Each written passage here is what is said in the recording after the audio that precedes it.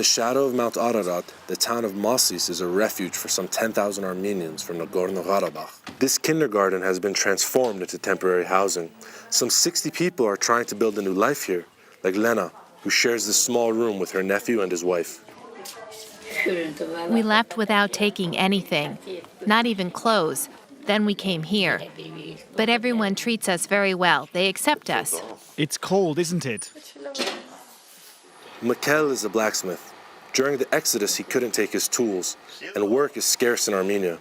The $100 stipend the government gives him every month isn't enough to find decent housing. It's a small place here. And on top of that, they're evicting us in March. We don't know where we're going or what we're going to do.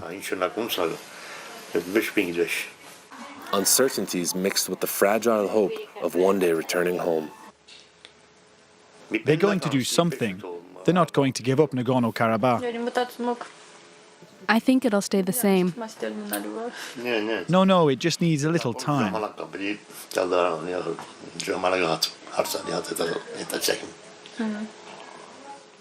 As well as their day-to-day struggles, morale is at an all-time low. They are mourning the loss of their former lives, with no prospects for the future. More than 100,000 people have fled Nagorno-Karabakh, now under Azerbaijani control. The September 19 offensive is fresh in everyone's mind. After all these wars, the 90s, 2020, when the war started on September 19th, it was terrible. We had no idea we were going to survive. It happened without warning. A single day seemed as long as the 44-day war. This is where the 6 of us live.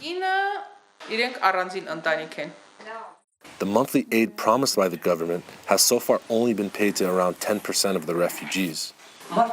We can't live without this income, and I'm well registered. I have Armenian citizenship, but I don't receive the aid. Now what we need most is a house. The rest we can create through hard work.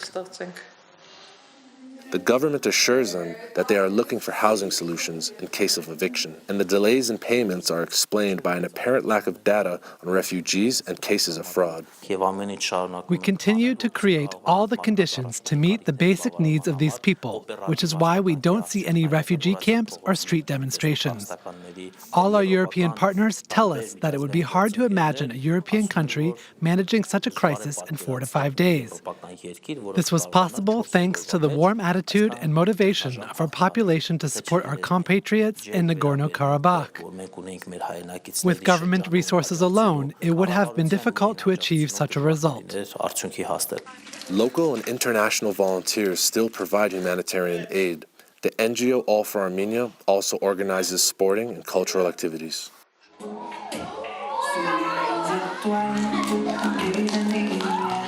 An outlet for these children. For a brief moment, Mark and Gari can escape before returning home. Today, 7 people live in Lida's small house.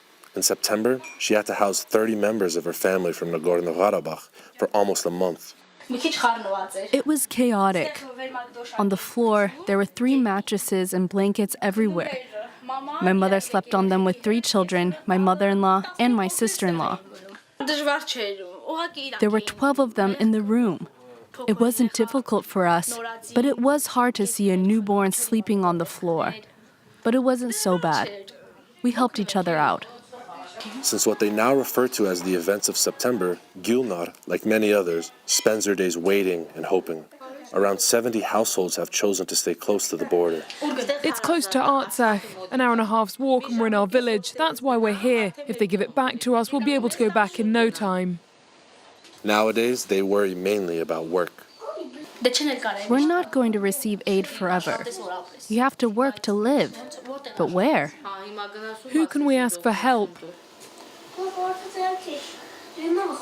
We're not just 1 or 2, but 120,000 people. Armenians have always lived with hope.